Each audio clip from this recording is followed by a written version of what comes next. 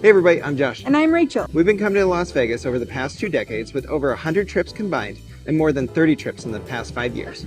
Like many others, we have noticed that Las Vegas has gotten more and more expensive over the years. Luckily, we've learned a few tricks of saving money that allows us to keep coming back, and we want to share those tricks with you. So come along with us over the next 4 days as we show you a few ways to save money on your next trip to Las Vegas.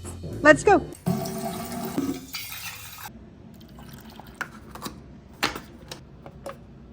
All right, good morning and welcome to Las Vegas. One of the first things that you can do to save money, you can be like us. Some people might think this is overkill and you might as well bring your own groceries if you're doing this, but we bring our own coffee maker a lot of times. You can save upwards of $10 per person per day. So this trip, we're gonna end up having about 5 mornings where I think we're gonna have this. So this could save us an easy $100. But for us really, it's because we don't wanna go down the stairs. I like waking up in the morning, having a cup of coffee, and being able to drink it in the room is huge. It doesn't cost a lot, it doesn't weigh a lot if you're checking a bag especially, and it's gonna save you a lot of time and money. And it's nice and hot.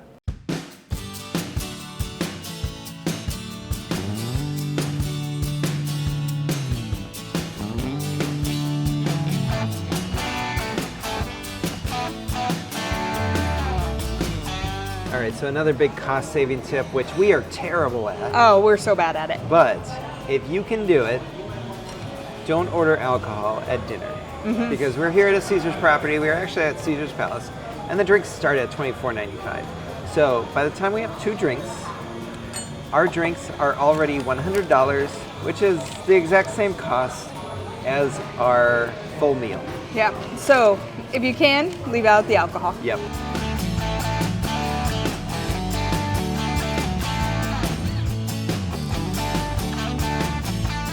Like most major cities, Las Vegas does have Uber, Lyft, taxis. They have a bus system. They even have a monorail system.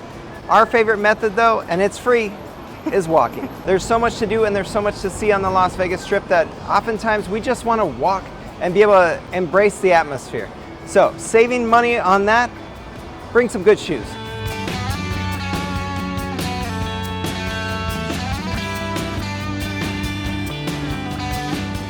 Another one of the money-saving tips we have for you is in Vegas, make sure to stop by one of the CVS, Walgreens, or ABC stores along the way to get your water.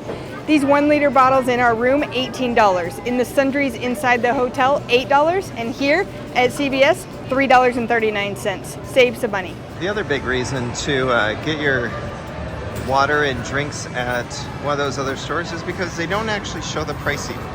So it's called dynamic pricing. They can increase as they want or as it's a busy weekend.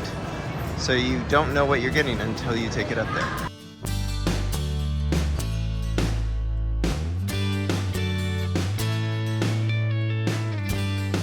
All right, we are about to go to dinner, but we have a couple talking points as far as tips on prices. Often the affordable, quote unquote, affordable options end up being fast food, food halls, and takeaway style options.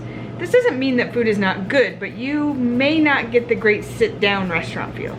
To save on food and drink, a big recommendation is to go off-strip to either the Arts District or to the Spring Mountain area for great dining less than 15 minutes off the Strip. But remember that these areas are both best with a car or ride to get there. Arts District is an area we have come to love because it has great food and great bars, so if you're looking to save a few bucks, be sure to check it out. So tonight, we're headed to the Arts District, and then we're gonna end up staying after for a couple beers too. All right, for dinner tonight, we are here in the Arts District. We are trying out Bar Bohem. Costs $21 to get down here with a lift. All right, another one of the tips we have is to watch the prices on alcohol. And sometimes, if you're a wine drinker, you can get a bottle of wine just as cheap as 2 to 4 cocktails. Now, tonight, it worked better for us to get 4 cocktails. It ended up being $64. But bottles of wine we found here at Bar Bohem were $60 to $75 for a couple of different bottles. So, if you're a wine drinker, a bottle of wine for 2 people is about, what, 4 to 5 drinks? So, not a bad idea. All right, drinks were cheap. $43. $43, that was for us and some friends. Yeah. Few rounds over at Nevada Brew Works. Sometimes it's cheaper It is. getting off strip. It is. So if you're gambling, yes, you can get free drinks in the casino floor. but do plan to tip $1 to $5 based on the complexity of the drinks and service provided. Yeah, for fastest service, go to Bar Top Gaming, which you can find at many different destinations here in Las Vegas. On the Bar Top Gaming, some of those machines do have a light system indicating that you've played enough to earn a free drink. So make sure that the bartender is aware of that, or you're aware of that, so there's no confusion when it comes to getting your free drink. Yeah, make sure it's free before you think it's free. That's true. And then another money-saving tip, we are checking out of Aria here today, and we are headed over to Venetian. Luckily, we have some gambling comps so that we have a little bit of a crossover, so we didn't have to check out before we go over there. Otherwise, you typically are having to check out of your hotel by 11 o'clock, and then you can't check in until 3 or 4 o'clock.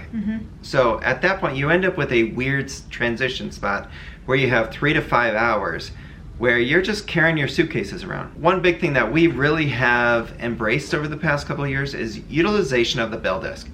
So that way you can have your backpack and your suitcase, drop it off at the bell desk for a couple of bucks tip. You don't need to worry about that. You can go to lunch, you can go to dinner, you could go to have drinks or just do some walking around and come back, get it either at the current hotel you're at or at the next hotel. I think another piece of that bell desk that leads into this money saving tips is some of these resorts here in Las Vegas charge you for early check-in. Don't use the early check-in, just tip at the bell desk and hold your luggage there. That really does help. And it's not just if you're changing hotels, but we're talking early check-in, late checkout, or a late flight if you have to check out of your room early, or if you're switching hotels, use that bell desk. Which you can see early check-in could be costing you up to $50 per room, and late checkout could be $20 to $100 depending on how long you're asking for. So definitely use the bell desk. There you go.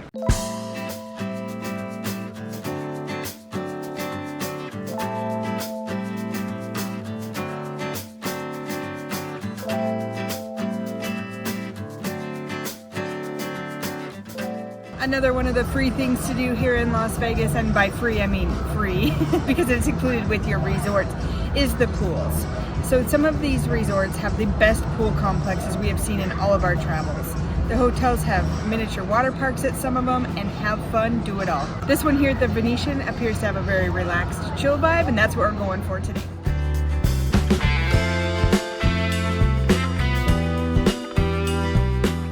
As far as transportation in Las Vegas goes, Uber, Lyft, and taxi are going to be 3 of your most frequently used ways of transportation. Taxi's great to and from the airport with flat rates to most strip casinos, but we typically use Uber and Lyft for other rides because you can see what the price is going to be and not worry about there being a lot of traffic out there. Also, we like to compare Uber to Lyft because sometimes Lyft will be half the price of Uber.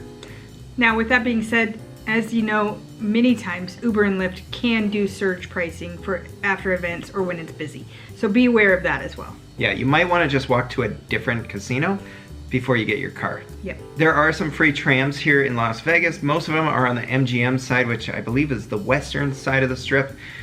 We personally do not use the Aria Express very often, which goes from Bellagio to Park MGM. It's a similar time frame and you're not saving a lot of steps. However, the one from Excalibur that goes to Mandalay Bay and Luxor is definitely going to save you a lot of time if you want to use those. Speaking of trams, there is a monorail system here in Las Vegas that goes from MGM Grand to Sahara. So that is very helpful. Cost of that is relatively inexpensive, and you can get like day passes as well. But do know that it is set off the strip. So if you're trying to get from the monorail to the strip, a lot of times it's going to be a 5 to 10 minute walk to get there. One difficult thing about when you're trying to budget for dining is that lots of restaurants don't post prices on menus online. So what you're going to want to do is look at Yelp to be able to see a more recent menu that has prices on it. And as Josh said, check the dates on that because he said most recent. There are times when the Yelp menu listed is 2 to 5 years old. That's not going to help you if they've changed prices in the last year. Another way to save money when you're out dining is lots of these entrees are big enough to share. And most of the time, you're not going to have a fridge or a microwave to enjoy it later. So share an entree and get multiple apps and sides, especially focus on getting one steak and one entree at steakhouses. Another money-saving tip if you're looking to do something experiential here in Vegas is to watch Groupon. We have gotten deals on the High Roller. I believe there's the Kartzilla that you can get through Groupon, and I know there's other options out there as well. And watch for some of the Black Friday sales. It's not just shopping that's delivered to home. We had tickets to a show at Mad Apple for like 50% off one year. If you're really looking for ways to save money, don't gamble. But if you're going to play, view it as entertainment and sign up for a casino rewards program to potentially get casino comps like a free room or cruise like we're getting this trip. But there's a whole separate video on that if you want more info. Another tip I'd like to say is if you're willing to work together, get 2 different players' cards in one name, and then you can both work on that same system. Right. I think that it helps more than if you have 2 people combined. Yeah, it'll be interesting to see. We are testing that theory we're still. actually testing that theory this time, but it is an option. Yeah, but a few big things to remember about gambling. All the games are set up for you to lose. Even if you win now and then, the casino always comes out on top unless you're good at card counting or some type of advantage play.